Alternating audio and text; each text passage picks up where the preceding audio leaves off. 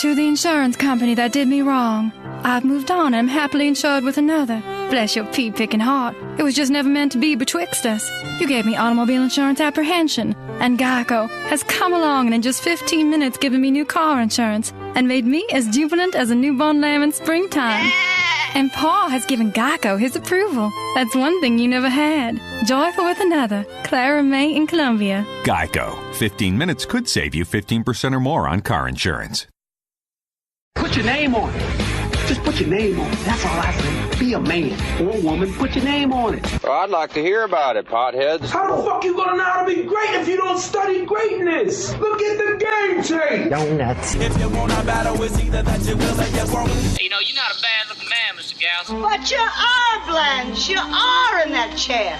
There's something wrong with us. Something very, very wrong with us. Hey, man.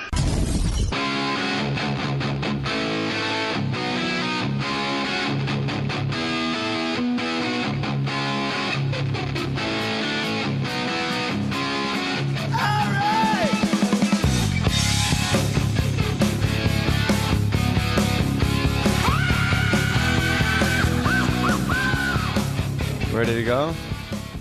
Let's do it. Are you recording? Are we rolling? Brooks Wheelan. My good friend Brooks Wheelan, and now we're actually in Fake Mustache Studios with actual microphones, Brooks Wheelan, and we're not almost fist fighting on my front yard. Yeah, we're not like sweating as we like quietly talk into a table, like in your garage. Yeah, I got like a app on my phone, and you and I had to sit like ear to ear just so both of our voices could be heard. Well, you just like sweating, like, I almost fucked you up, dude. And I'm like, I know, I don't know why, man. Well, we'll revise it briefly because people that heard the episode already know. But Brooks and I plan to do a podcast, and I didn't run it through Corey, who's recording today. And so basically, I forgot. Yeah, you forgot and almost fought me. Well, you rang my doorbell after I put my kid to bed, and you didn't say like, "Hey, it's Brooks." You just stood there like, "Hey, what's going on?" Hey, dude, what's up? And I said, "You need to." And in my mind, you do that thing when you see somebody and they say hi to you. And you know this from being on like Saturday Night Live, when like somebody recognizes you, you're like, do I? Because they come, it's like a friendly, like they know you. Yeah, they think you went to high school together. Like, wait, how do I know? And like, hey, what's up? And your instinct for years is to go, hey, what's up? And it took me like 15 years to realize it's perfectly okay to go, I'm sorry, I don't know who you are. Yeah. Because it goes against the grain of nice guys like you and I. Right. To just go, nope, don't know you. But I did the Rolodex in my head when you were on my front stoop. And I said, because we had never met, I only tweeted. And I said, you need to get out of here now. And you said, my son's little plasma bike was by the door. And instead of saying like, no, it's Brooks, we're supposed to podcast, you said, how about I steal this bike? Yeah. And I said, buddy, get the fuck out of here. Yeah, you and did. then I closed the door and I turned off all the lights on the inside of my house so you couldn't see in. And I went to call ADT, my security company. Right. And then I picked up my phone and said, hey, it's Brooks, I'm here. And I went, oops. Yeah, well, I was just like fucking flabbergasted out in your front yard. Like, what is this? What are we doing?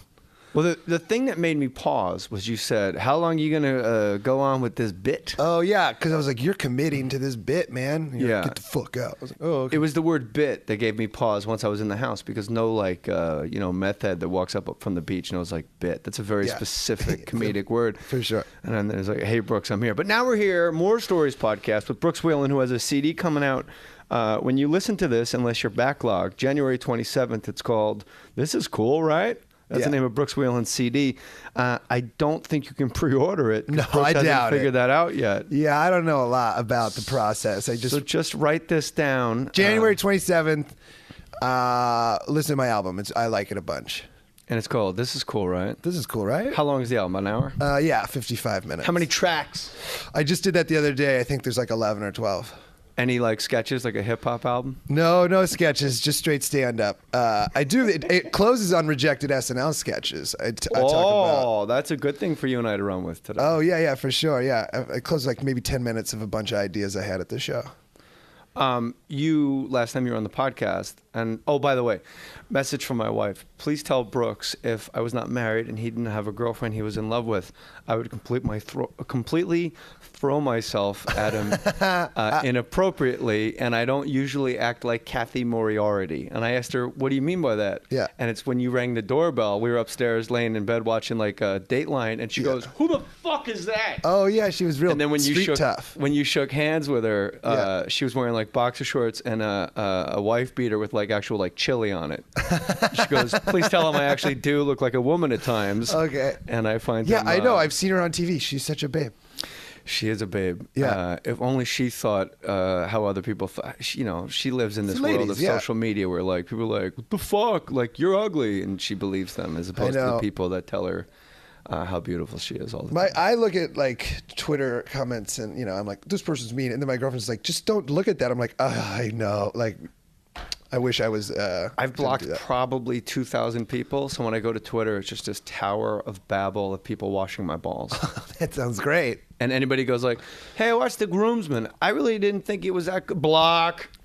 Yeah, like, even ambiguity. Even like somebody's like, why weren't you on Saturday Night Live last night? People who don't know I was fired. I'm like, block. I don't want to. Yeah, block them all. Just like nice people, maybe. We don't need to know that we're worse than we already think we are. Oh my God. Yeah. No way. The old hip hop albums always had like sketches, and you'd see like one album, like some albums would sell way more than others. And I think it was social, economic, very, basic means.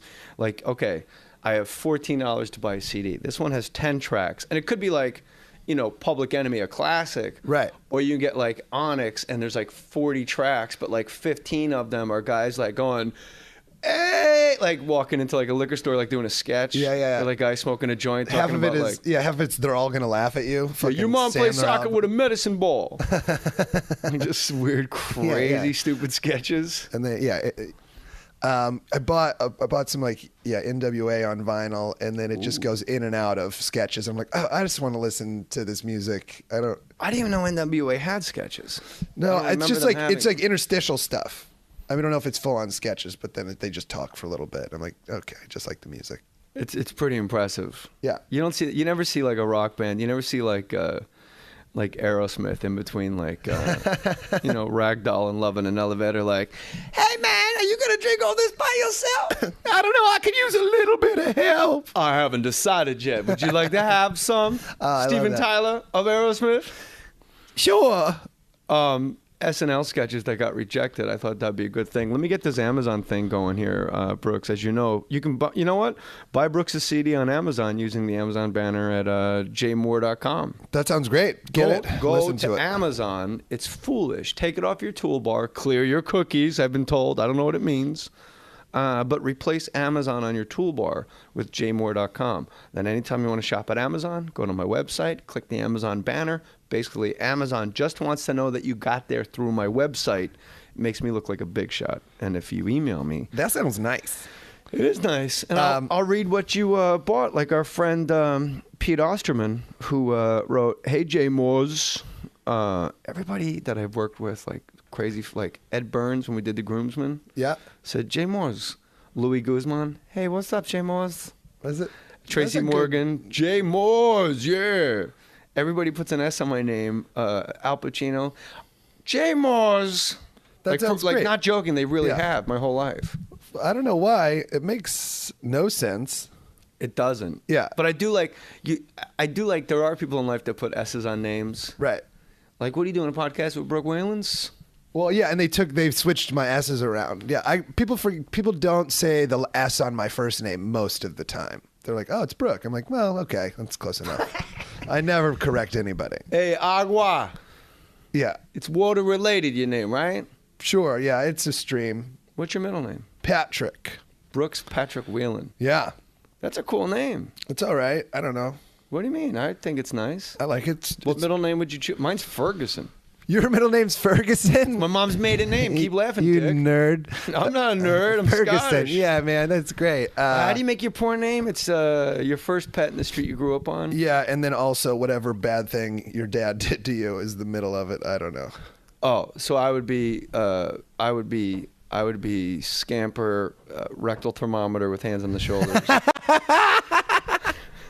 I didn't grow up like on a street. I just grew up. We just had a rural route 3. There was no street name. I just lived you're like, from the in the Iowa, fucking right? middle of nowhere. You're Yeah, from Iowa. Yeah, Rural route. rural route 3. Box.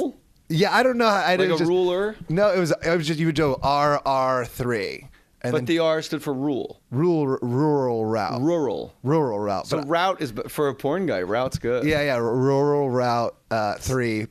What was your first pet ever? Sadie. So Sadie Route. Rural Route 3. No, just Sadie Route. Oh, I like it. I'll take it. That sounds like a tranny name. Yeah. What about you? What was yours? What are you doing? Ferguson Valley. Oh no, Scamper Ferguson. I like that. Scamper. This guy used the Amazon banner at jaymohr.com. His name is Pete Osterman, and he's a musician. Hey, Jay Mohr. Just wanted to let you know I bought a gross, I don't know what unit of measure that is for guitar picks, a gross of 60 Delrin Tortex guitar picks from the Amazon website that I got by clicking on the Amazon banner at jaymohr.com. I am a working musician, and listening to the More Stories podcast helps me pass time driving to gigs. If you or any of my fellow Mooriers ever find yourself needing a singer-guitarist, hit me up at www.peteman2ns.com. I always give out the plug. I don't give a shit. Give out the plug. Yeah, go ahead. Peteman, MANN.com. Thanks, man. Pete Man, the one-man band, a.k.a. Pete Osterman. So if any of you guys out there need a singer-songwriter for, I don't know, a wedding or something.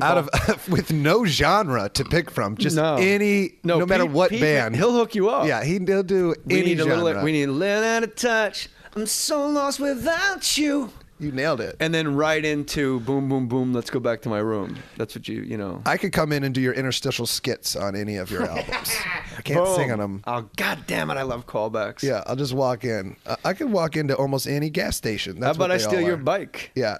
You just show up at everybody's wedding? How about I steal your bike? This is the funniest sketch I heard of that got pitched this year. That I'm not at SNL, but my friend, this guy Tim Robinson, writes there now, who's so funny. This was a sketch that he pitched that just fucking killed me. And it didn't get on? No, it was just in the pitch meeting. It was just like I don't know if it was so funny to me. But did it get on or not? I don't know if they wrote it. I don't even know if I should say it, but he told it to me. It's just funny. Why? Hold on. Why? It's not government secrets, and it's SNL sketches that may or may not have gotten on the air. So what's the? I don't know if I. No, but it's maybe he's saving this joke for something else, but I doubt it because it's just really funny. Pete Robinson. No, Tim Robinson. What did I say? Pete Robinson. That's what I meant. He's gonna change his name. You watch. No, he was on the show for a season, and then now he's a writer there. But okay, here's the sketch that you pitch on Monday to whoever the host is. You just sit around in a fucking circle and then you yell ideas at whoever the host is. This was Tim Robinson's. It's like. Do you know who the host was? No, I don't remember. Sometimes that is important. Yeah, it was just two people sitting in a convenience store, and one of them goes to the other one. He's like, "Hey, you look good. You know, anything different?" And then the guy goes, "Yeah, I've lost a little bit of weight." And then as soon as he says that, burglar kicks the door in and goes, "On the ground, fatso." God damn it! I fucking butchered it, but it made me laugh so hard. Why? Why? You butcher it? I think it's funny. Yeah, okay. Well, it really made me laugh when he told just like. And then I imagine the burglar just continues. The guy that goes, "Yeah, I lost a little weight," just keeps going. "Listen to me, you fat bastard. Move over. I better see some chubby little fingers behind your back." Exactly. The dude's like, "I do feel a little good about myself. I've been losing a little bit of weight." Your one season on SNL, fired from New York at Saturday Night, is the tweet that put you over the top in the social consciousness. And for sure. Huh? Yeah. CD is this is cool, right? By Brooks Wheelan, Wheelan. Because when you pitch on Monday to the host, most hosts, you'll agree, just nod and they just want to get out of there because it's awkward. There are 45 people on Lorne Michaels' floor like you're filming Zoom. Right. Like a kid show, and we're all just sitting there or standing against the walls. There's only 2 chairs. Lauren is behind his desk. I know you know this, but for the listener. Yeah. Lauren's behind his desk, and there's 2 chairs on the other side of Lauren's desk. The host sits in one, and the head writer sits in the other. When I was there, it was Jim Downey. And when you were there, who was it? Nobody sat in the other chair while I was there.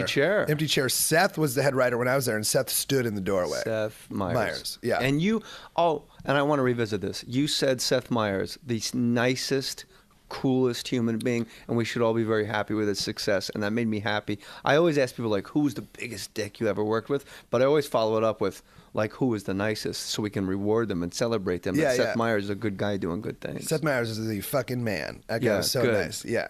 He's just really great. But Like, he wouldn't sit in the chair? no, he stood in the doorway. He chilled. I mean, he was such like, he's a writer. I mean, all the head writers are, but he's, a man of the people. Just hangs in the back. Who was the strangest host that actually said, because at the end of the pitch meeting, you go in a semicircle, and if you have no ideas, you try to decide, because Lauren will either look to his left or look to his right. It's a giant half circle with people sitting on the floor, and he'll start either to his left or to his right and go around the room. So if you have no ideas, you want to be last to his immediate right or his immediate left. Right. And it's a split decision. And then as people go through the room with their ideas, you just come up with some bullshit that you're not going to write.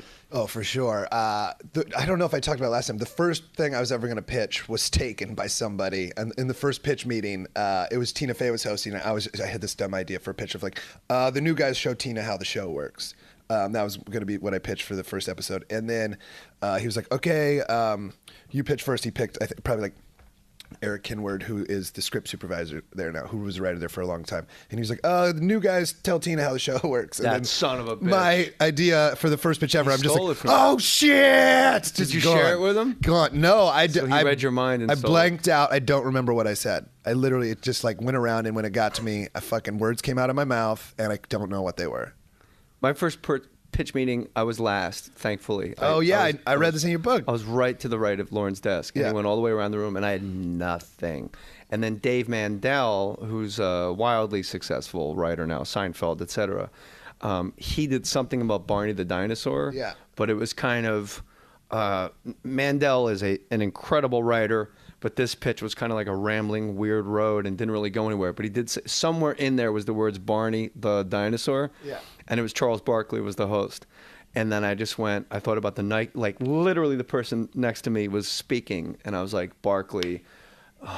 And I was just going through everybody else's ideas, trying to think of something. And Barkley at the time had Barkley versus Godzilla Nike commercials. So I go, I have an idea where it's Barkley versus Barney the dinosaur. Right. And you'd film it just like, and they just said, wow, that's great. And that was the opening, cold open of the actual first episode ever. Yeah. And then Al Franken showed up, and we were supposed to film it in the gym.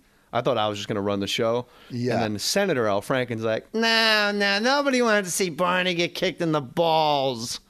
And I was like, no, actually, I think everybody wants to see Barney. So, like, it's my first 4 days there, and I'm actually arguing with Al Franken at Hunter College at a gym at 6 in the morning. Oh, my God. And Barkley was shooting baskets on the other end, and swear to God, missed, I counted, 22 consecutive jump shots. Like, not just brick. Right. And then I went up to him and I said, man, you haven't even gotten rim. And he goes, I haven't touched the ball since the finals. So, like, when the finals were over, he's like, man, fuck, I'll get it when I need it. Yeah, that's great. I liked his attitude about it. That's great. And we had a good time. And what always bothered me is people would have fake pitches as an art form. Dude, I that fake were pitched. better. All they would do is fake pitch. But the fake pitches were better than anything I ever thought of my whole time there. But the fake pitches are really just one note pitches. They're just one joke. You just get a joke off, really. Yeah. So they don't work as sketches because they're just so dumb. My favorite fake pitch I had was a sketch called it's a sketch called Advice from a Guy in a Mesh Tank Top. And that's all I said. You should have renamed the sketch Nick Swartzen. Oh, yeah, exactly. You know what you need to do, dude? Bork. The fake sketches, Norm Macdonald, Kevin Nealon had the best fake pitches of all time. And I know I've spoken about this before, but we're going to dive a lot into SNL stuff. People like that, Brooks. Brooks Wheelan, get a CD. This is cool, right? January 27th. And if Brooks figures out how this pre-order business works, you can use the Amazon banner, I guess. At Jay Mohr. I don't care how you get it. Just support Brooks because he's cool. And he almost beat me up in my own home. No, that's not true. I almost got a knee blown out in your home. Kevin Nealon's fake pitch every week was, I got an idea for this.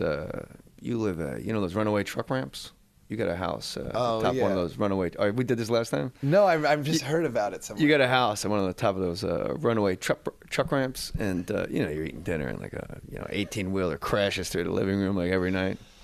And then he would just go, and I'm working on Sandler with some other stuff. Oh, that's great. And then I was always like, write that. Yeah. And he was doing the news, so he really didn't have to write anything. Because when you do the news, they want to make sure you're concentrating on the news. Yeah. That's where Che is over there now, who's a good pal of mine. And Michael Che? Yeah, I love him. He better Michael Che, get on here soon. He's great. He'll come out and He's funny, dude. Dude, he's so funny. I wrote a lot with him while I was there. But he was on when you were on? He was a writer, yeah. Him and I wrote like a sketch a week together. No wonder the show was so funny in that time. I'm serious. Good writers. He was great. Yeah, we got one thing on. Che and I only got one thing on. It was 12 Years a Slave auditions where like the people didn't want to say the lines. Like I walked in, I was like, "Hey, I'm here to play friendly guy and field it." And then the casting people were like, "You look like more of angry slave owner." So they gave me the sides, and then they're like, "Why don't you read with Marissa?" And it was like Sashir Zamata, who's black, and then it was just me having to be really racist, read really racist things. I'm like, I don't want to say these words at all. It was pretty funny. It got on. That's great. Che and I wrote that. Yeah, it was fun. It's funny you bring that up, 12 Years a Slave, because my wife is obsessed with, as she puts it, the whizification of movies. Because they take The Wizard of Oz and they made it The Wiz. Yeah. Hugely successful. Diana Ross, Michael Jackson. And by the way, how is it not like social, just in our lexicon at all times and in our memory banks, that Michael Jackson in The Wiz actually said the words, "Some people go both ways." I've never seen The Wiz. What? I'm from Iowa. We don't see The Wiz. He's on down the road. Yeah. Whoa. It's great. I will see it. I'll check it out. It's basically Wizard of Oz with a lot of afros. Yeah, that sounds great. But now they're doing it like they remade like About Last Night with an all-black cast. And they remade Annie. And now Annie's like a young black gal. Right. Cameron Diaz is playing Carol Burnett's part. Some things are sacred. Okay. And I think Carol Burnett, anything she ever touched or will touch, like Carol Burnett does Sondheim on Broadway, the Carol, a comedic icon, replaced with Cameron Diaz, a lady with jizz in her hair, and does a butt dance in every movie and dates A-Rod. Funny jizz in her hair, though. Yeah, but she's not Carol Burnett. No, yeah, I know. If you just put Carol Burnett back to give Black Annie, the Wizification Annie, a little, legitimacy. I don't know. I think they should go all the way with it, and I think they should just remake all like classic white movies with like do Annie Hall, like Wizify, and you're what Mammy Hall would call a real black. Oh shit! Just have like Tyler Perry dressed as like a rabbi at the end of the table. Have you seen Top 5? I want to see Top 5. That looks. I wind up seeing all of them. We watch all our movies in hotels. Our SpectraVision bill, they must think we're just like constantly fucking and watching porno, but we're actually watching like movies. Yeah, because we're not really into the porn at all. We find it repulsive. We're that couple. Yeah, exactly. As my wife says, "Where's your imagination?" I like it. And my wife, by the way, was sexually active at like 16. Because she's cool. So if anybody wants to read, like barely legal teens, I go tell my wife, like, what was that time you had like that 30-year-old guy when you were 16? Oh, and I go like, okay, I'm ready. And she went to Catholic school. my friend was telling me last night that his girlfriend, he's like, my girlfriend's into wigs. It's awesome. He's like, wigs? Yeah, his girlfriend just puts wigs on. He's like, it's sweet. She puts a wig on. I'm like, I guess I get to fuck this chick now. Like, yeah, he loves wigs. My wife went to Catholic school, so it's like break out the Catholic school outfit. We'll bang out my wife is she's a higher libido than me. We've talked about it a lot on the show. What white classic movies do you think would be funny with an all-black cast? Titanic. Yeah. I want an all-black Titanic. Instead of drawing her, he's doing graffiti tags. Oh, yeah, he's tagging it. What was her name in the movie? Rose. He's just tagging Rose all over the ship. Yeah. Who's tagging the fucking Titanic? Yeah, that's really funny. This thing's indestructible, but somebody's tagging it. I wrote a sketch. Said that like a tell. I wrote a sketch with Louis C.K. where we were the two members of the Titanic band that didn't want to sink with the ship. Because the band, this famous stories, they fucking played as it sank, and the whole time we're like, what the fuck are we doing? Yeah. Hey, Camptown Races, 1, 2. No, I'm not playing. Yeah, I was like, you can't even tell there's flute in this song. I'm out. There's water in my flute. Yeah, exactly. Did that get on? No. You and Louis write a sketch, and they box Louis I up? wrote it it was when he hosted. He hosted while I was there. He didn't write that with me. He's so goddamn funny. He was the coolest fucking dude, man. But he fucked us. All of us. Why? Because he was the first guy to put a special online. Okay. For $5. He's a multimillionaire. He owns a yacht. He's awesome. He could have said $14. You can get my special online. Download my special for $14. People would have done it anyway, and that would have been the price for all other comics. Okay. But now people that don't have money, you do a special, and it's at like $5. Like you can't go $6. Yeah, people are like, who does he think he is, Louis? So I always thought if I put a special online that you could download, I would either go like $3 and say like if I did press for it, go, well, that's because I'm not half the comedian Louis C.K. or Aziz Ansari is. Right. Or I would do it for like $7 or $10 and go, well, because I'm twice the comic Louis C.K. But I couldn't do that because people think I'm a dick anyway. Yeah. So I'd have to come in under $4.50.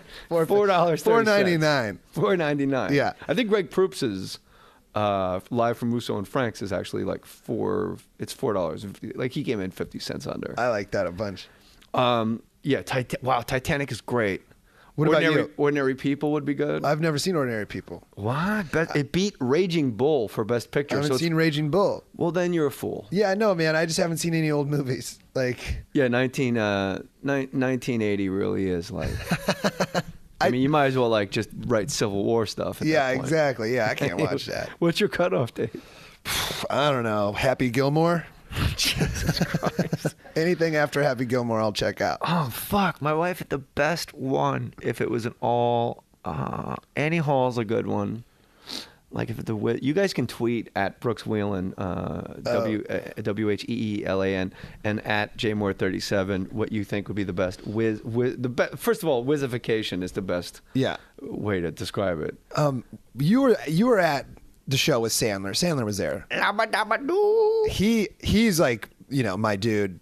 Well, I got into comedy and shit. He showed up. I met him once at the show. It was the perfect way to meet, like your idol, where I was really depressed. So, like, I just found out I wasn't going to do Weekend Update and, like, just walked out of, like, the office. Like a piece on Update. Yeah, I'll go on Update and do stand-up. I've had more things cut. Yeah, okay. Yeah, I just found out it wasn't going, and I walked out. We're long, Brooks. We're taking away your Well, this was piece. Friday night, which is, like, it was going to be my only thing in the show. And I was like, I got to go in. This is going to be my only thing. And they were like, no, we're not going to do it. And then I walked out. And that's when, like, Sandler walked down. It was on the 8th floor, like right outside of the studio. And then I see Sandler walking down. I'm like, I'll hang out here and say hi to Adam Sandler. Like, I was so depressed. Like, normally if I was happy to be like, oh my God, I can't talk. But he walked up and was like, hey, Adam Sandler, how's it going? This place sucks. Like, it was the best way to meet him. It always worked out pretty good. Yeah, actually, I kind of like it. But yeah, that was a great Sandler way. got mad because when I wrote my book, I never said a single bad. I said bad things about Rob Schneider, and I said how Alan Cleghorn was so mean. It was like a good mean because you didn't even have to say hi to her in the hallway. Okay. Whereas like Schneider would be so mean, and then one day he'd walk into your office, start massaging your neck, and go, "How come we don't hang out, man?" Like you're like battered child, like you're so confused. Whereas like Ellen was such a flaming, you know what? Yeah. Like when you saw her in the hallway, you never even had to look up. Right. And then Sandler, the only thing I wrote about Sandler in the book, gasping for airtime, was what bothered me was like I would write something brilliant for Weekend Update. They would cut it for quote unquote, we're running long. It got cut. We'll just pitch it next week. It's fine. But then then Sandler would write something on the spot. They would ask him. Basically, mine wasn't good enough. And then Sandler had like, when you're a headliner, when you're the reason people have assembled, when you play a theater, you have such leeway. Sandler had that on Saturday Night Live. Yeah, dude. Which is, Eddie Murphy had it, Farley had it, like very few people, no matter, like the moment you just show up, they start applauding. Yeah. And I remember he literally would write like a song like, "It's a song, thank you, Norm. This is a song about my left thumb. Left thumb, you are the one. I like you much better than my right one." Yeah. And it would kill. And I'm murder. like, my shit got cut for left thumb. And that's all I wrote. Yeah. And then I saw him at a Clippers game, and I'm holding, my oldest boy was 3 at the time. I brought him to a Clipper game. Because 3-year-olds, by the way, they love to sit still for 3 hours past their bedtime. Especially with the great Clippers at that time. Yeah, no, Mike Dunleavy Clippers. And I went down to say hi to Sandler, literally kind of looked over his shoulder, looked back at the court, and over his shoulder went, "I just said nasty shit about me in your book, so why don't you get going?" Oh, and I was like, man, "Oh, read the book." I didn't say anything bad about Sandu. Yeah, I love Schism. He was so nice. He was very nice to me. to where I just lucked out how I met him sad. Because if I met him stoked, I would have fucking tried to get a photo with him and like panicked. But sad, I was just like, "What's up, man?" I would like to set the record straight that Adam Sandler was always very nice to me when I was on Saturday Night Live, and I have nothing but good things to say about him. What if instead of the Wizification, what if we do famous black movies and make them white? What if we like redo Roots? Well, I don't know if that's gonna work. Seth Rogen is Chicken George. Yeah. I mean, they showed us Roots in 5th grade in Iowa, and it fucking ruined our year. We were so devastated. Oh, it's not like there's a lot of black people. No, yeah, we were on our own little Iowa bubble, and then they're like, "Check out what you've done," and we're like, "Oh fuck, oh shit." Kunta Kinte. Yeah, your name is Toby, boy. Yeah, and I was like, "Dude, I just fucking shop at Hy-Vee, and that's what I know." Like, yeah, it was so gnarly. James Franco is Kunta Kinte. They call. Sorry, Adam Sandler and. In the heat of the night, they call me Mr. Tibbs. Best sketches that you've done, Brooks Wheelan. Oh, you know what? Here's some commercials, and then you don't want to miss this because Brooks and I are going to talk about the best sketches that we know would have killed that got cut from SNL. Listen to this. To the insurance company that tried to break my heart, I am stronger than you ever gave me credit for. You thought I'd never leave? Well, today, I let you go. Today, I found Geico. In just 15 minutes, Geico has given me the sweet savings on my car insurance that you always promised, but never delivered. It's a brand new day, and the sun shines on my Geico automobile insurance policy with 1,000 golden rays. And never looking back. Nancy, in New York. Geico. 15 minutes could save you 15% or more on car insurance. Brooks Wheelan, best sketch. First of all, it's worth repeating Buff Boys. Little Buff Boys. Oh, yeah. Oh, I have the intro to Little Buff Boys. I had my friend. Are you able to email it to Corey? So I just play it into the microphone real quick here. Yeah, but we do it in post, and that way it'll be like a professional version of it, and we'll just play it under us talking. Oh, okay. All right. But I don't want. You seem very excited about this. Here, it's just a video. It's a video. Okay, so Little Buff Boys was a sketch that I wrote with Tim Robinson and Zach Cannon, which was just about a little kid's bodybuilding competition. But it really was just weirder than fuck. It was just, had this crazy long intro where Kenan Thompson was the host of Little Buff Boys. And sexually ambiguous. Sexually ambiguous for sure. Not in real life, in the sketch. No, in the sketch. Yeah, it was like, I'm not touching him. Like, it was clear that he had been in trouble before. At one point, we show the audience. This wasn't in the sketch that got filmed at Dress, but at one point when we were writing it, it went through so many iterations while we were writing it that shows the audience, and it was just nothing but 40-year-old white men. Just acting like Buff Boys. No, the audience for the Little Buff Boys competition was just 40-year-old men staring. A lot of weird sweaters. Yeah, it was just so many comb-overs and that got taken out. Members-only jackets. Yeah, they were like, I don't really need 40-year-old No, men. I think it's Can't already. We just use the studio audience. It's already clear what's happening. Yeah, but so it opened with like this long. Kenan Thompson singing like a little buff boys, like squeezing and scrunching, smushing and crunching. Wait, what? Say those slowly. Squeezing and crunching, smushing and smunching. Did you write that song? Zach Cannon wrote it. Oh God, Zach Cannon, you're a genius wherever you are. I love you now more than I did because I didn't know who you were. Yeah, he writes all like my favorite stuff. I shared an office with that dude. I was really lucky to do that. But here's this. See if it works. All right, turn up Brooks' mic. Welcome back to the 2014 Little Buff Boys competition. Little Buff Boys, squeezing and scrunching, smushing and crunching with their buff little bodies. And the boys, bodies are mean. Little Buff Boys. Today. So that's the intro. And that's a video, and what you can see is, well, can we put that on the YouTube channel? And what is the? I doubt it. I can't put that on YouTube. I gotta get it. I'm sure I have to get them to like give me the video. Fuck them. They fired you. No, they're being chill to me. I don't mind them that. They're being chill to me. You know, SNL. They're chill. They came over. We hung out. Whatever. When I came in the first time, I was pretty upset. I was pretty pissed off at them because you do get mad at them when they fire you. But you do go back. Because you got that carte blanche. You walk right past security. Yeah, I hung out at the offices the other day. But who was the famous guy that people were waiting for Because for me, it was like Sandler and Farley. So I would always, I'd come out and be like, hey, look at all these people. Like, did you see Adam Sandler? No, our cast, I think, we didn't have anybody super famous, man. Bobby Moynihan and Kenan Thompson were the two dudes who'd been there. Kenan's probably got the longevity, too. Kenan's been there like 12 years. He's so great. Adam West did like a walk-on. Yeah. Like, he was in the original Batman in the 60s, so I'm sure you haven't seen it. If you haven't seen a 1980 Oscar yeah, that one movie. looked. I remember seeing like it and being like this, like as like a 5-year-old. You know what's amazing about it is it's a metropolis, and they're literally like picture like walking down Wilshire Boulevard to go to Citibank, but you're dressed as you're wearing a cape. Oh, yeah. And everyone's like, "Oh, good afternoon, Batman and Robin." Oh shit, really? Yeah, it's incredible. And they just go to the bank to make like a transaction, and then it gets robbed while they're in there. It's really good. Why would you rob the bank that has Batman already in it? Because they have to like go talk to a supervisor. And oh, then, so they're in the back room. Or you rob it because you can blow it up with Batman and Robin in it. Oh, I see. You know what I mean? Yeah. With all the it's all adding things. So Adam West had a walk-on in some sketch. I don't know what it was. He was very kind. He was very nice. And me and my friend Marty Greenfield, my really good friend who's been made famous with acid stories that I tell in my stand-up, we come down to go to my apartment after the show. Like, it's 1:30 in the morning. And literally there's like a guy with like stacks of photos of Adam West, and from the elevators to the revolving door, Batman coming down. And we're like, what? When's Batman coming down? Oh man! But I think Adam West had like left the building an hour ago. And was like, when's Batman? And like we're on the sidewalk. He's like, hey, when's Batman coming down? He just wouldn't stop. There was this one dude that they always let sit right when you come out of the elevators before the doors, who's just like a super fan who like sits there and knows everybody's name, and like as a new cast member, that's weird. You're like, oh, I can't. Why do you know my name?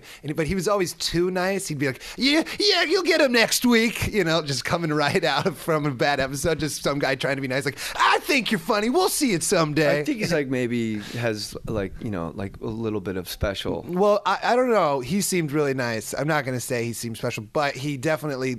I might be a new guy, but he loved the show so much he'd got like this sweet spot and was always very nice to me, but made me be like. I think I know who you're talking about. He's a great guy. Yeah, no, I'm not saying he's not a good guy. Right. I'm just saying I don't think he's like whatever. You know what? There's no good that can come from me furthering this conversation. No, he seems great. And so he was Little very Buff nice to me. Boys. Little Buff Boys. By the way, there's Cut a for video dress. that Brooks just showed me, and he's cheating you on the. What is the name of the YouTube channel now, my love, Corey?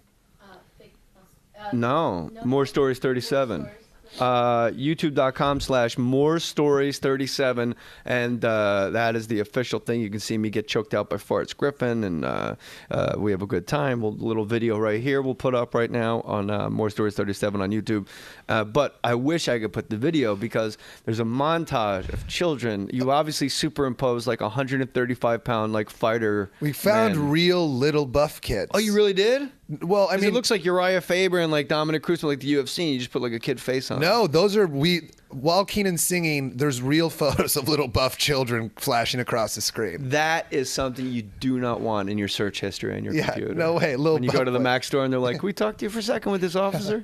It's a funny thing. It's a what? I'm just looking up little kids in Speedos flexing. What's the problem? Tons of little. And amyl nitrate. So what? Yeah. And how to get cum out of a Scooby-Doo comforter. Listen, what other sketches of yours got cut? I got a couple. You want me to go? Yeah, you go. Weekend Update, I got a cut. 2 specifically got cut. And both reasons they gave me were complete horseshit. Okay. Did they give you horseshit reasons when your things got cut? Mine were all, I mean, it was just like, you're new, we're going to go for a sure thing. Like, so like Taron Killerman, Kenan Thompson, and Bobby Moynihan crush every time they go on Update. And they're like, we'd rather just guarantee crush versus take a chance on you, which I was like, yeah, come on. Rob Schneider used to have tantrums when like Sarah Silverman would do an update piece about going to her sister's wedding, and then it would get on, and you'd be like, it's fucking bullshit. Like, first of all, like nothing that he did got cut out. Right. Also, but you'd have a tantrum and go, it's not news, man. It's a fucking news desk. If you're going to write an update piece, it has to be news. What the fuck, man? Yeah. Hey, how come we're not writing anymore, pal? Because you sound bitter and mean. He's crazy, man. I had an update piece where I ran for governor, and it was during when Howard Stern was running for governor. Okay. And then the only reason he pulled out was because you have to release all your financial records whatsoever. And he said, that's nobody's business, and that should have no bearing on whether or not you're governor, which I kind of agree with. Right. And so but you got to realize, like, Howard Stern probably would have pulled 40% of the actual vote Yeah. But, this is pre-Sirius Satellite XM. This is like he was the king, still is, king of all media. Right. Like he would have gotten millions of votes, just his listeners alone. Yeah, you're right. His listeners fuck Ross Perot. You want to talk about a third-party guy that could fuck up an election? Yeah. He might have won.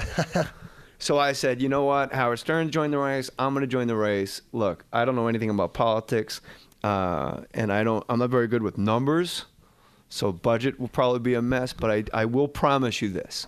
If you vote for me, I will get you laid. I used to work on MTV with all those sexy MTV dancers. I'm in show business now on SNL. I have a lot of resources at my disposal.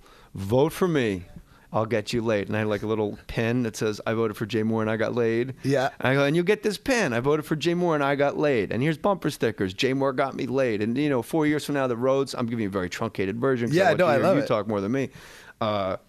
And at the end of my 4-year term, maybe 8, depends on how late we're all getting. Yeah. The roads won't be paved. The schools will be a mess, but you won't care. And we both know why.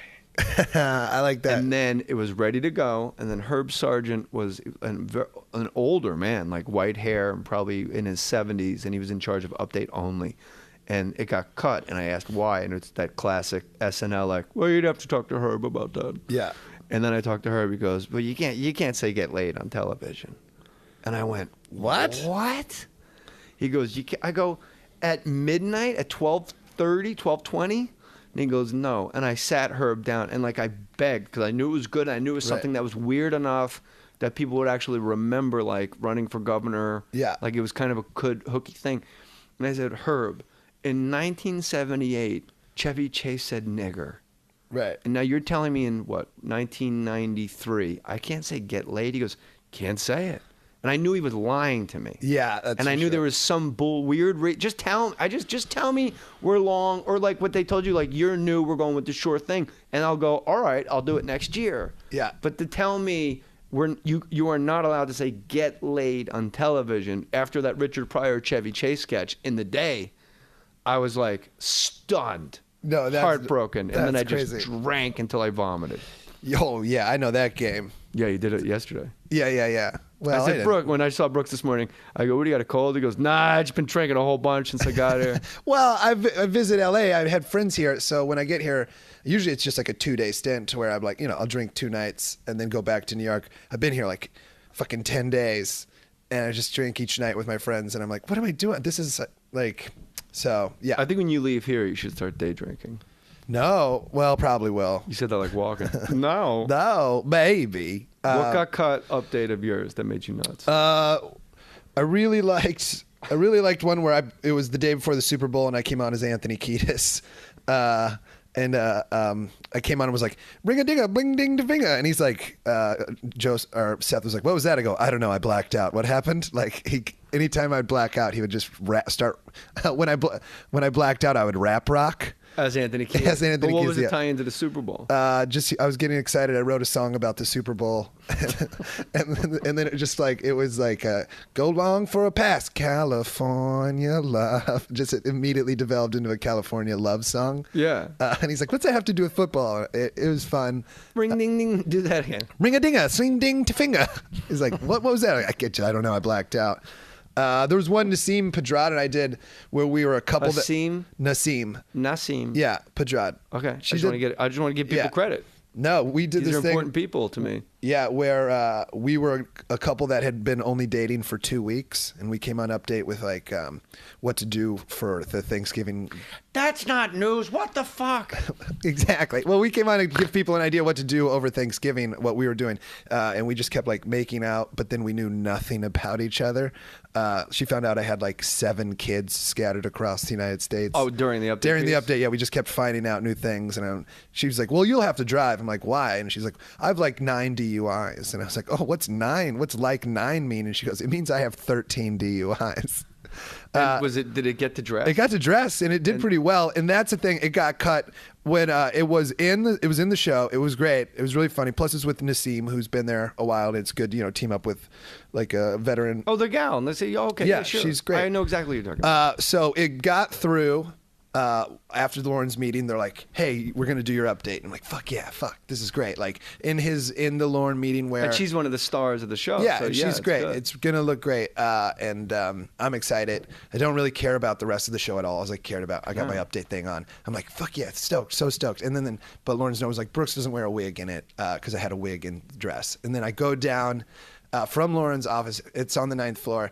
I go down to the 8th floor to the hair and makeup ladies. It takes maybe 15 seconds where I'm really stoked. Like, this is fucking gonna be a great episode. I'm excited. I get to the hair and makeup ladies and I'm like, "No wig, we're not doing a wig." And like the lady hangs up the phone. She goes, "It got cut." Like in that 15-second walk, like from the 9th floor. Yeah, from the 9th to the 8th floor. They move the index cards around and crush souls. Yeah, on my wall, I had a great meeting. Yeah, it's been cut. Yeah, yeah. She's like, "Ooh." Ding, ding, ding, Yeah. California. Yeah, exactly. I was so bummed. It's amazing when you get a bald cap put on. Oh, I never had that. Never was in enough to need a bald cap. I had a bald cap put on, and I realized hair and makeup people, bless their hearts, because it's when you watch SNL, it's a lot of work that they do.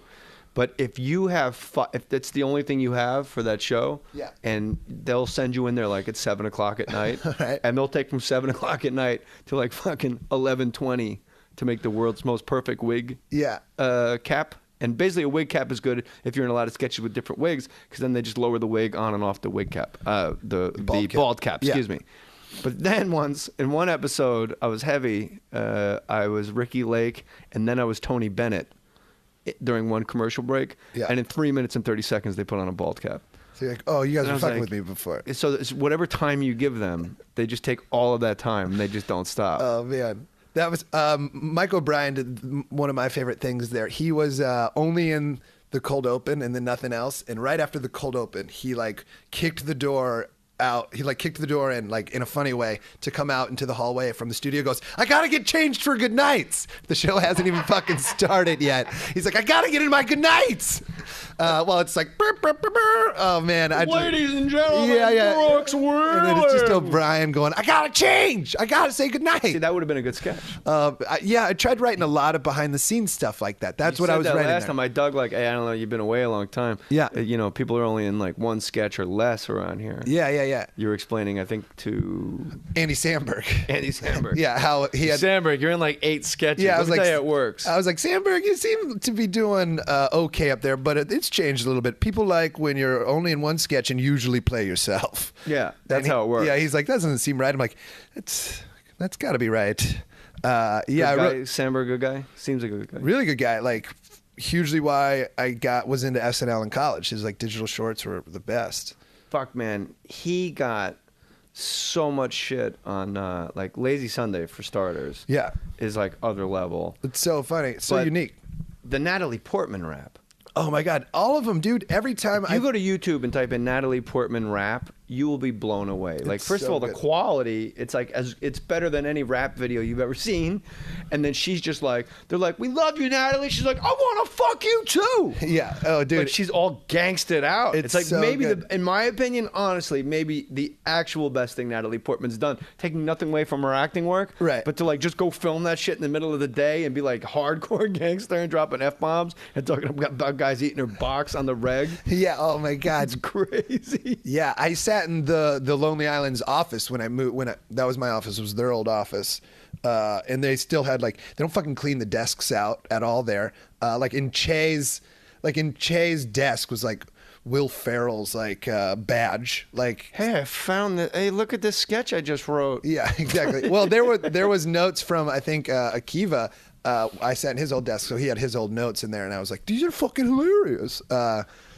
It was I think one of the things that was just written down was like a real bus monitor, a guy who monitored, like, instead of like a school bus monitor, a bus monitor, but for public transportation. Like a city bus? Yeah.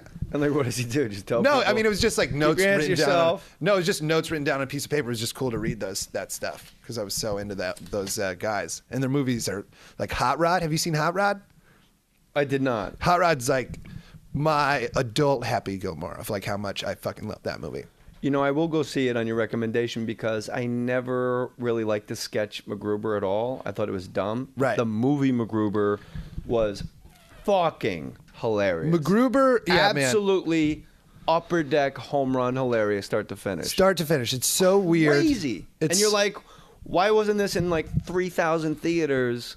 I love that movie so much. MacGruber and Hot Rod are like my modern Happy Gilmore, Billy Madison, of like the two movies that I can like sandwich back to back and watch over and over and over. I love Ryan Phillippe. Like, I'll tell you, or MacGruber says to Ryan Phillippe, like, I'll tell you what, if you just tell me where the codes are, I'll suck your dick. No, he's so quick to suck dick. And then he goes, suck like, your dick. no, I'm not going to let you suck my dick. He goes, all right, I'll let you suck my dick. He's like, no, I don't want anything. He goes, I'll put a cucumber in your ass. If you get, like, it just gets so crazy. He just And immediately. then at one point in the movie, Ryan Phillippe actually is, to his credit, sin bravely, as the expression goes, he's actually hopping around with a cucumber in his ass. Yeah, it's celery. Oh, celery. Sorry. Yeah. It's so funny. Yeah. I had a movie reviewer that was like an old like Broadway guy. His name is Lance Crothers on Update, Right. and it went to dress and got a like nothing gets a standing ovation because nobody stands up in that studio. But it got like when Kevin Nealon continued the news, he had to like wait for my applause to die down. Oh my God. And this killed harder than anything I had done. More like people are like, Walken was so funny. I'm like, no, not really. It was weird. Yeah. Like there was no like places to like laugh. It was a completely different rhythm than like bits. Yeah.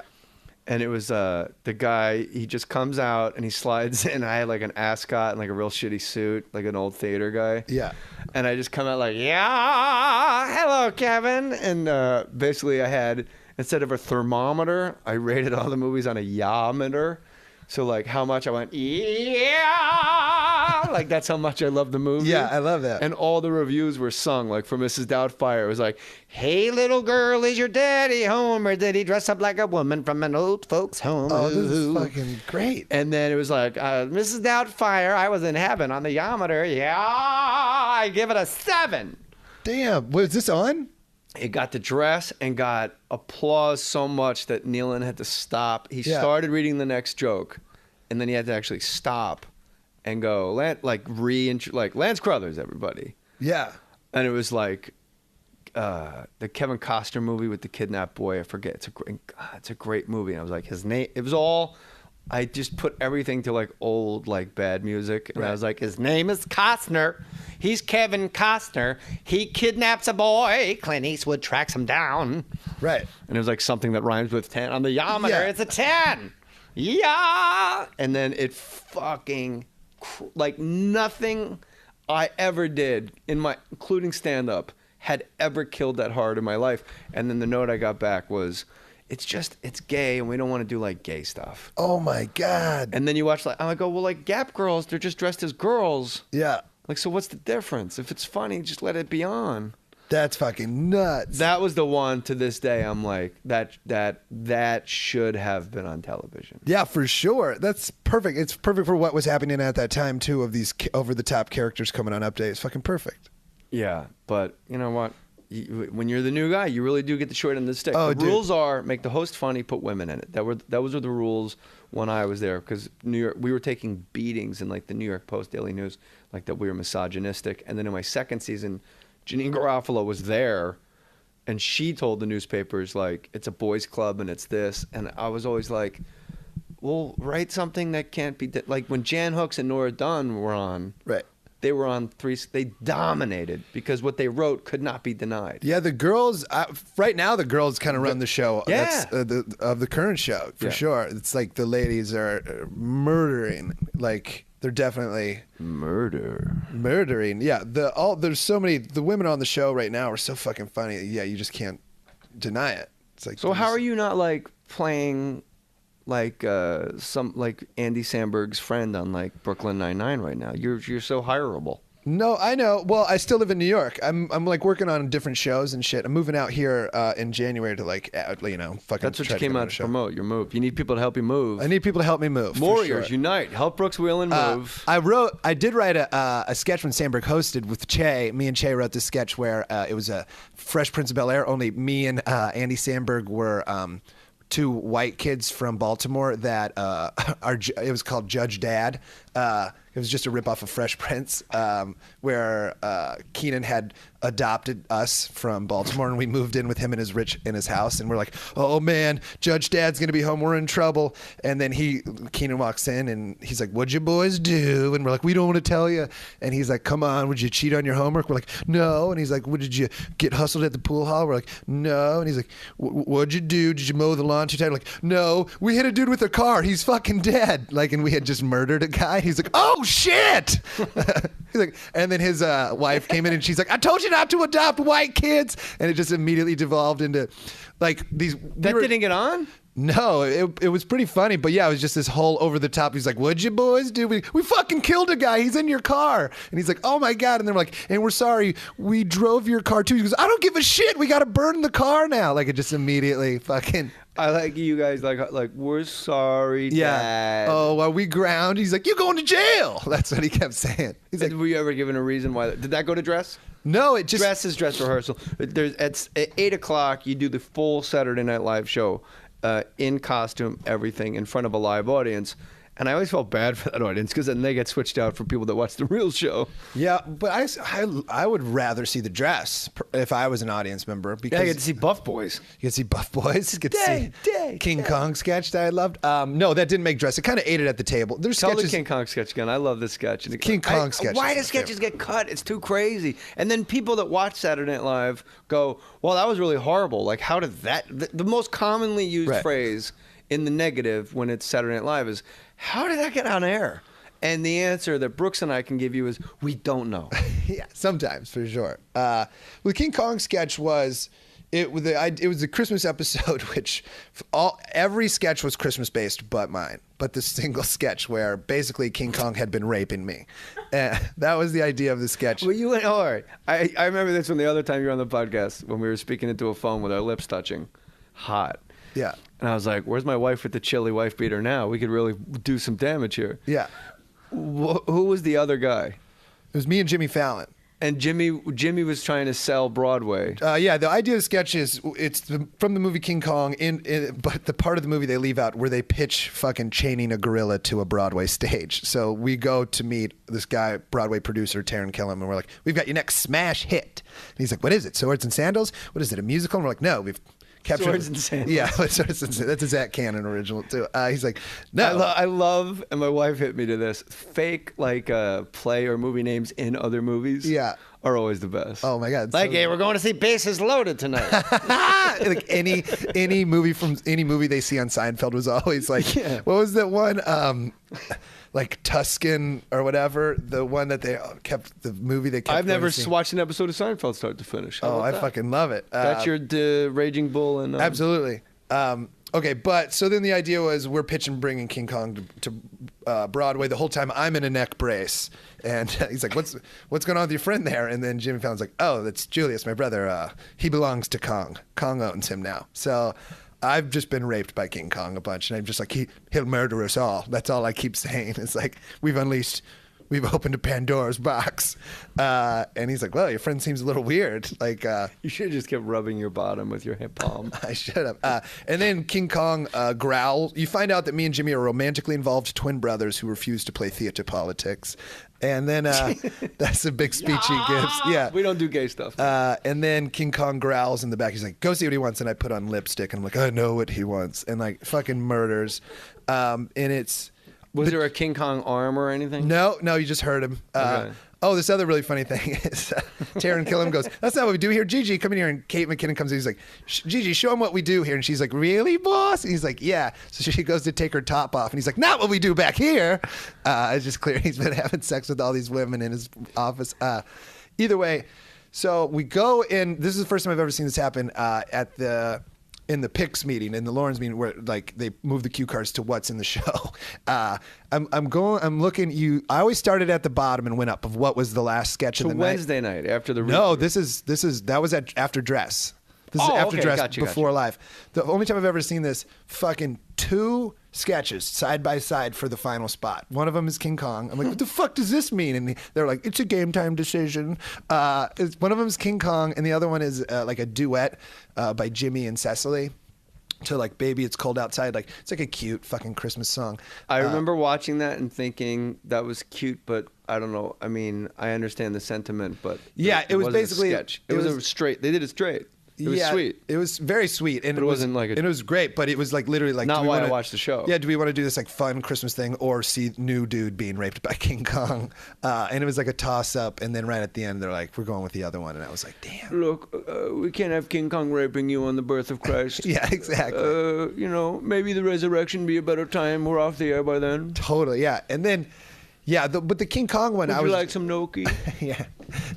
Fallon was like, I'll come back up and do that sketch with you anytime. I'm like, that's not how the show works. Maybe with Fallon, he's got the juice. I would love it if Jimmy Fallon came up during like, Lady Gaga's episode and we just did that sketch. That would be my dream. Could he get you rehired? Oh, I don't know. That guy's, he was so nice. I mean, that dude is so fucking... His show's killing it so hard. I remember when he first started doing stand-up comedy, he did all guitar songs. I saw him at the Melrose Improv, and he would bring out a troll doll and set it on the stool, and he would just, it was like the strangest thing. Instead of just doing Alanis Morissette, he would sing Alanis Morissette to the troll doll. And then if he did like Billy Corgan from Smashing Pumpkins, he would do, that sounded like fucking Jerry Lewis. That was the worst Billy Corgan ever. He would do like a Billy Smashing Pumpkins song to the troll doll as Billy Corgan. And I was like, it's kind of brilliant because like if you're afraid to be on stage, first of all, you have the comfort of the guitar, but then you never have to look at the audience. You're staring at a goddamn troll doll for 20 minutes and then you're out of there. Oh, that's insane. And if something doesn't work, you just switch out like doll, you get a different colored hair doll. Yeah. But it was like, but his singing impressions, which never were done that much on SNL, I don't think, were like perfect. Well, he does them all the time on his fucking show now and crushes it. Yeah. And he's got the roots. Yeah, and he's got the roots. No sketch. Sure. Are there sketches in a Roots album? I don't know. I need you to find out. When I listen to the Roots, I just listen to Spotify like greatest, like just their top hits. I've never listened to like a full Roots album. You know what I mean? I love that like 1980s your cutoff spot for like important pop culture, anything. Yeah, it's gotta. So you getting raped by King Kong got cut. Cover time. And did it do well at Dress?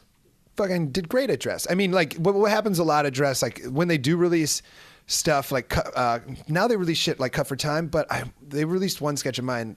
Where do they release it? On Hulu? Yeah, they just put it out on like fucking YouTube, like Cut for Time. But here's what's up. King Kong sketch did well, but it was like 4.5 minutes. We were going to cut it to like, 3.5 minutes and it would have murdered, Like you see the dead spots when you see it at Dress. So it did well at Dress, but it didn't murder to where I knew it would have when we cut out this shit that didn't work. When Jimmy Fallon wants to sing something sweet and it's like heartfult. I don't think it was Jimmy's call. I mean, no. I'm just saying that's. I mean, if those two cards are on the table, that's... Yeah, it's like, and it's a Christmas episode. And he's the host. And I was told, like, we're definitely doing the King Kong sketch sometime later this season. We just need to wait for the right host. And then that host, I was just fucking praying John Hamm was going to host because he's perfect for that character again. John Hamm saw Little Buff Boys at Dress, and like after the show, he's like, "Hey, if I ever host, we're doing Little Buff Boys." I was like, "No, we're doing King Kong, man!" Like, wait, so he was just there as a visitor? Yeah, he's like, if I host, I want to do Little Buff Boys. He'd be the best. It would have been great. Yeah, it would have been so good. But yeah, then the host just never showed up to do the other King Kong guy. Which, for me, I didn't give a shit, but the dudes I wrote it with were like, no, it's got to be perfect. And I was like, we just need to get it on. Yeah, it doesn't. The host has nothing to do with it. All you have to do is go, I know what he wants. Yeah. When I did Walk In the first time, it was week 2. It was Shannon Doherty and Cypress Hill. And it got cut. It was the last sketch, and it got cut. And I was like, and I called everyone I knew, like, I'm on tonight, and it's not on, and they're like, why did you call us and tell us to? Because they don't know, like, things get cut. Yeah. They just think you lied. Right. That's crazy. And then Lorne, for some reason, was walking around the big writing table, like, with his hands in his pockets, like, what? How are things going? And then, I was in and then I was in Jim Downey's office, and he was telling me, like, just stories about Joliet, Illinois high school basketball, like, weird shit. Oh, yeah, dude. Downey had left the season before I got there. Downey did not want you to leave because he basically lived there, and between, like, 3 a.m. and 8 a.m. was, like, the most depressing. So if he could just he would, like, bullshit until, like, 3 in the morning, and then you'd get to work. So he'd have like people around him. It was really sad. But the thing with Lorne was he goes, any things in the works for this week? And I said, well, I don't really know. And he goes, how about the walking? And I said, I think I'm going to wait until I had somebody in mind, so-and-so host. He goes, no, this is like the most positive thing that Lorne Michaels could say. He goes, no, definitely submit it again. You have guilt and momentum on your side. Oh, what? And I resubmitted it, and it was fucking Aerosmith was the musical guest. It was great. And I forget who the host was, but it was Jeff Goldblum in Aerosmith. Okay. And he played himself. It was just weird people that you don't want reading your mind. It was Christopher Walken's psychic friends. And I could be at your house giving you advice, romance, things like I could be in your garage right now. And then when John Turturro came on, he did a walk-in too. Oh yeah, and it was fucking like aside from Farley being in a motivational speaker sketch, hardest I've laughed on camera in full view of America because he's doing walk-in like. But he kind of did like a deaf walking. Yeah. And I just could not. I'm Eugene walking, your brother. Like I just couldn't hold my shit together. That's amazing. I never laughed on camera, but I don't know. Well, when Chris Farley is rubbing your head so hard to make your wig come off, that'll make you. I wasn't on a bunch. There wasn't a lot of opportunity to laugh on camera. You get on a motivational speaker sketch and you just have to sit there like in a classroom. Yeah. You were powerless over Farley. Oh, I can't imagine. It sounds great. And he would always do something weird between dress and air. Like in dress, we did a Scared Straight one, you know, when like the prisoners scare the kids. It's like one of my favorite ones. I watched The Dress where it's like a full on. I watched The Dress while I was at SNL from that sketch where it's just like Sandler openly starts slapping his leg from laughing. It was crazy. Yeah. And then, so he comes out in his gray prison outfit. Martin Lawrence sells us to Chris Farley. Yeah. To talk. And then Chris Farley, between dress rehearsal, he just comes out in his gray prison jumpsuit and you're just laughing hysterically. And then during live TV, he goes, this is my man Matt Foley. And he comes out and he is fucking, for some reason, drenched. Like his entire, like if he dumped water over his head and he just come out soaking wet and you're just on site, you're gone. Right. And then Martin Lawrence hands Farley the cigarette and Farley is supposed to say, sold 7 bitches to the homie in the cornrows. 7 bitches. And he goes, sold 7 bitches to the homie in the cornrows. And then he looks right down the barrel of the camera and goes, oops. It was over. Oh, God damn it. That's oops. what I just wish I stayed at SNL enough to have that confidence that you get in like the fucking 5th, 6th season of like, I can fuck around. If Farley was like Jim Morrison, you know, Mick Jagger, Robert Plant, Slash, like everybody wrapped up, but bigger. Yeah. He was the sun. That sounds great. It was crazy. I fucking love that. Brooks Wheelan's comedy special is called This Is Cool, right? This is cool, it comes right? out January 27th. That'll make a nice Valentine's Day present for you gentlemen out there. Oh, me and Dave, I asked you about if there was a gorilla arm, because Dave Attell and I were in a sketch as extras. And there's nothing more humiliating than when all your shit gets cut and they're like, could you be a bailiff and just stand still? That was, you have to get over hating that, which I never really I told got them over. no, and I regret it. In hindsight, I'm like, oh, that's how you, because you watch old episodes and you're like, well, Phil Hartman has no lines for like a year. Yeah. Or like John Lovitz and all, like Sandler's just in the background doing nothing. I know, that's why I was a little grumps. Like, Sandler didn't fucking murder his first season. That's why I was a little like, oh, come on. It takes you like 2-3 seasons to fucking get in the groove there. But I know exactly what you're... Or not. Ellen Cleghorn's first season, she was the first sketch. Zarate the Page. Oh, what? Yeah, with Michael Jordan. Yeah, I mean, clearly I wasn't. I showed up. I'd never written a fucking sketch in my life before I got hired. What did I know? John DiMaggio, who's been on this podcast many times. Come on, Flames! He told me, I kept complaining, like, I don't know what to do. And he's like, he's massive. He's like a giant of a man. And he grabbed me and kind of like picked me you could slide a piece of paper, not even like pick me up in the sky, but you could have slid a piece of paper under my feet off the ground. Yeah. And he goes, bro, go home, smoke a joint, and make believe you're a fucking writer. Yeah. I'm tired of hearing about this. Because everybody wants to be in your position. Oh, and you're for like, sure. bro, I don't know what I'm going to do. I'm supposed to write sketches for my new job. I don't know if you've heard of this show. So, you're a comic. Yeah, have you heard of this Saturday Night Live thing going on? It's like some nutty thing they want me to be a part of. Yeah. It's like the one show you can never complain to your roommate about.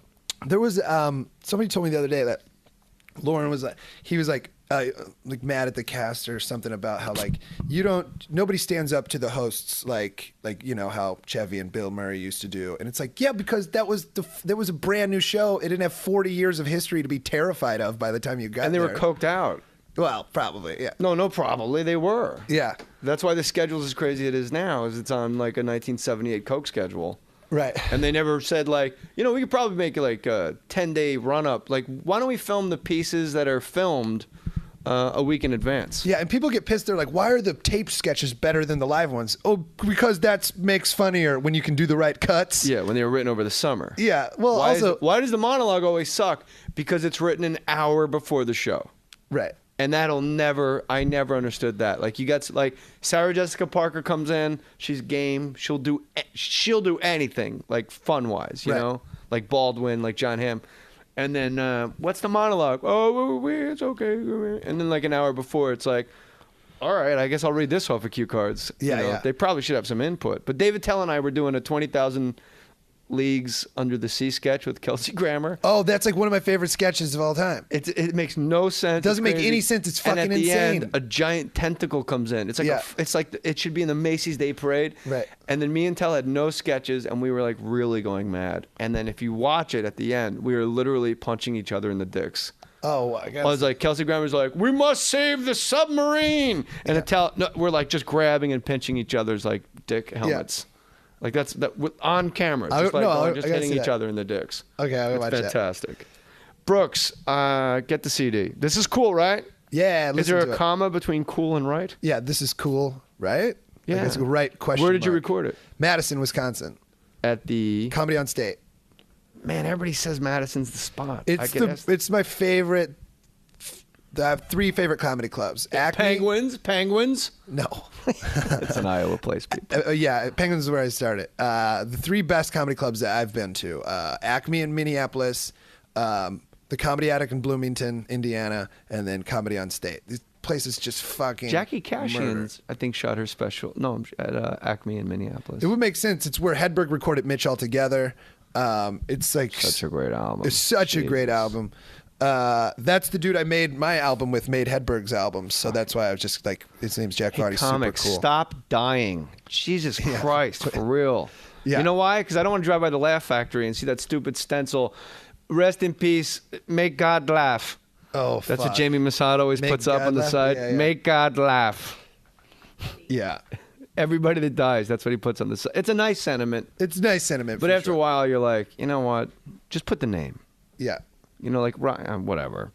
So you recorded it in Madison. People say that's a crazy room. It was great. You've obviously never played Comedy Works in Denver. I'm doing Comedy Works in Denver. That was one of the other places I was told like you could record it there. I'm doing that in March. I'll be there in March. Single greatest comedy city. You will feel like you've cracked through to the other side like somehow. It's not the altitude, it's not the pot. There's some in both rooms, the big one and there's a little one downtown that seats like 200 people that's like underground. That's the one I'm doing. I'm doing the downtown one. It doesn't matter which one you're doing.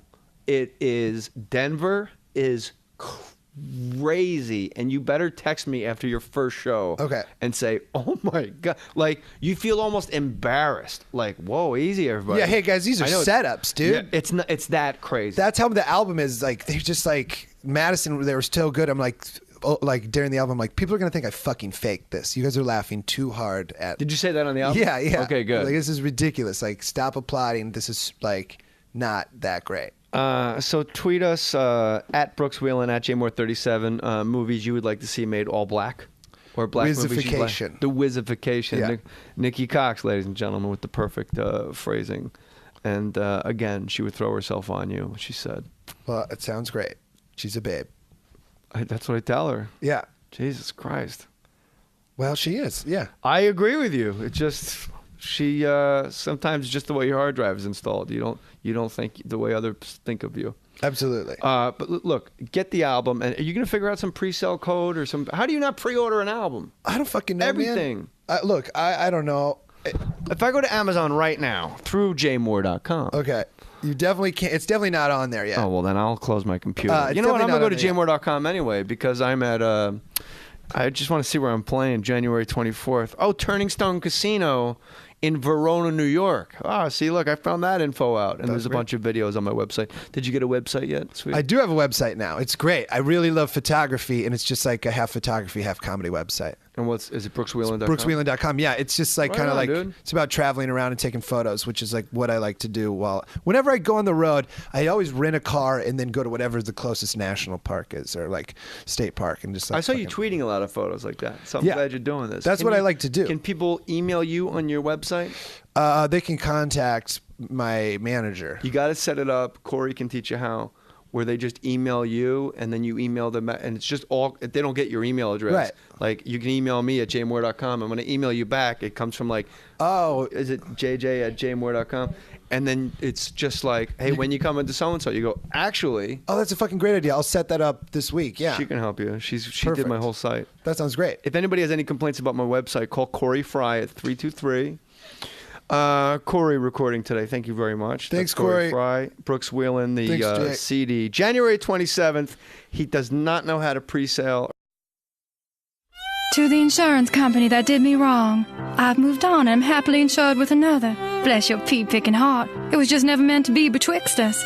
You gave me automobile insurance apprehension, and Geico has come along and in just 15 minutes given me new car insurance and made me as jubilant as a newborn lamb in springtime. And Paul has given Geico his approval. That's one thing you never had. Joyful with another. Clara May in Columbia. Geico. 15 minutes could save you 15% or more on car insurance. Put your name on it. Just put your name on it. That's all I say. Be a man or a woman. Put your name on it. Well, I'd like to hear about it, potheads. How the fuck you gonna know how to be great if you don't study greatness? Look at the game tape. Donuts. If you want a battle, it's either that you will or you won't. You know, you're not a bad-looking man, Mr. Gals. But you are, Blanche. You are in that chair. There's something wrong with us. Something very, very wrong with us. Hey, man.